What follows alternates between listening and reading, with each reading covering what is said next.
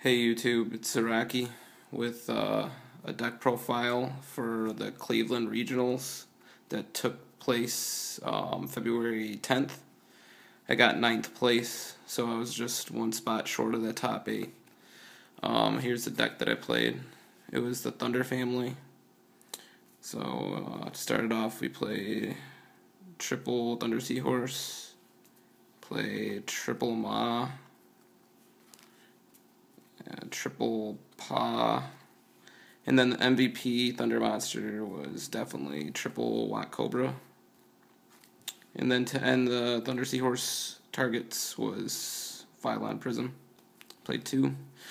And then 2 Carcardies to start your massive plus engine, 2 Maxies, and then to couple with the massive pluses that you get with this deck, just 1 Trag.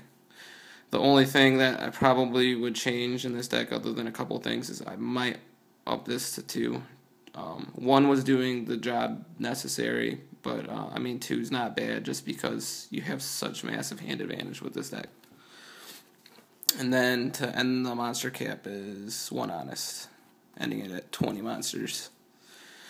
For spells, we do 2 Dualities.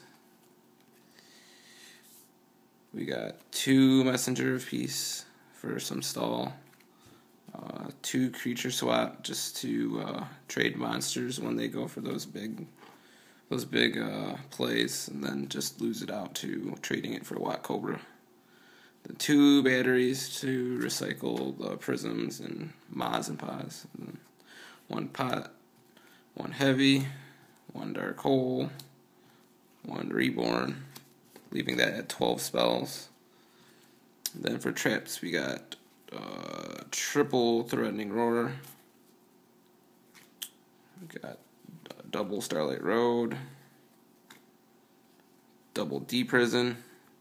The only change that I would make other than the Trag is I'd probably put the D-Prisons to Compulse. My logic behind that weekend was Thunder King was a major problem for this deck, and instead of Bottomless or Torrentials, I couldn't really solve a Thunder King problem that was already on board without having to risk some of my own monsters with Torrential, and Bottomless does not already stop on board T-King, so I was like, okay, D-Prison or Compulse, and then I was like, I'd rather get rid of the T-King than put it back in their hand so they can summon it next turn and hurt me again, so I opted to go with D-Prison. I probably would go back to Compulse just because it's way more toolboxy and can stop a lot of other plays that D-Prison really can't. Plus it's chainable, so I'd probably change this back to Compulse. And then last we got double Warning and then Solemn Judgment.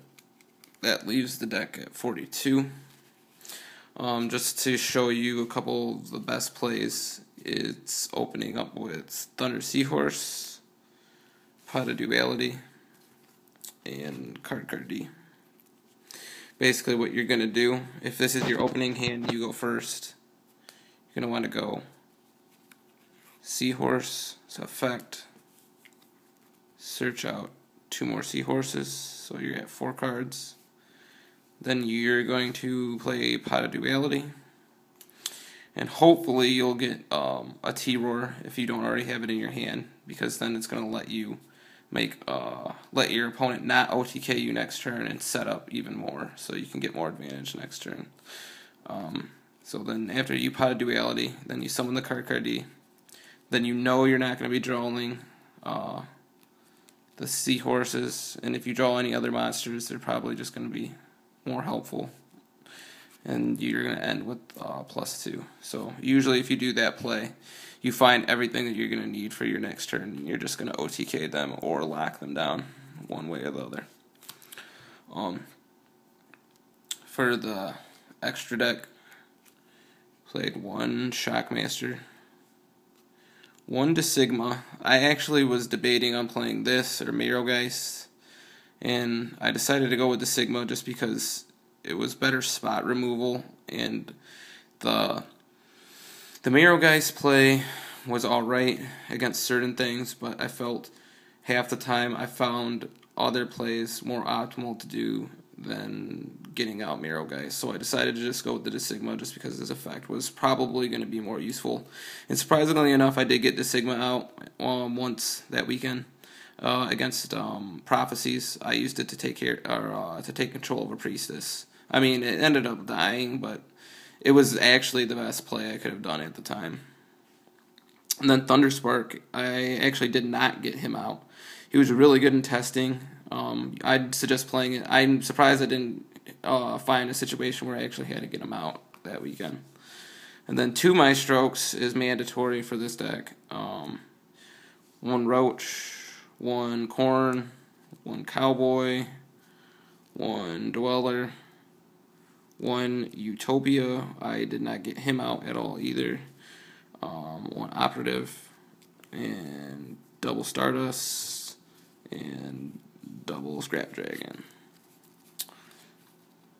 And for the side deck, we did 2 Veilers, 2 Crows. The other deck I was planning on playing that weekend was Geargia FTK.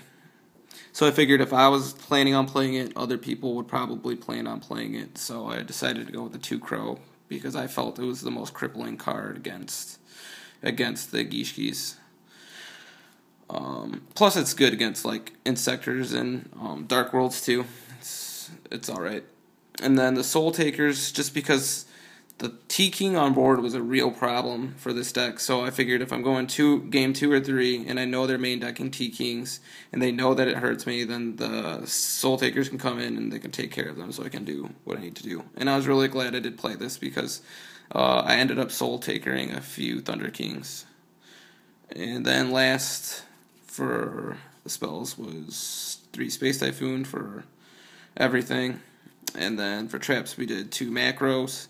I would definitely do this to 3, just because it doesn't affect my deck at all, and it's actually really good against like Insectors, Dark Worlds, Water, and if it's a card like this that completely shuts them down, why would you not want to play 3? So I'm definitely going to be upping that to 3. And goes in match, I did 2. It was all right. I've only played 1 windup. And that's like the only thing it's good against. It's subpar against Rabbit, but every once in a while I'll put 1 in against it. And then last for the traps is 2 Decrees, just because I always side 2 Decrees. It's so good at shutting down like rogue decks.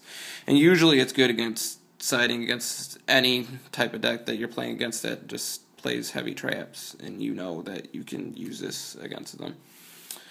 But other than that, like I said, I got 9th place. It was the ARG's Cleveland Regionals for February 10th. The deck performed really well. I played Dragunities, Geargia, Machina, Water, Rescue Rabbit, and then round 6 I played Prophecies. And I beat the first 6 rounds. I went undefeated. And then round 7, I actually played Will, the guy who got first with Water. And he beat me round 7. And then round 8, I misplayed terribly against a Macro Rabbit player. And it cost me game 3. And I lost that one, so I lost my round 8, and then round 9 I played windups, which this deck actually has a really good matchup against windups. So at the end of the day, I was X2 out of 9 rounds. I got 9th place. So the deck does good.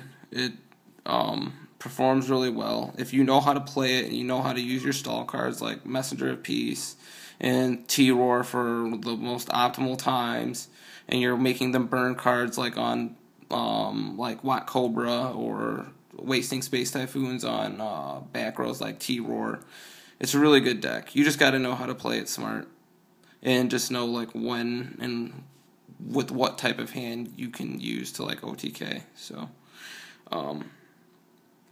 look forward to some more deck profiles, because I do plan on doing better at regionals and hopefully topping a few ICS this year soon, so I can show you guys a few good deck ideas. So stay tuned. Zaraki out.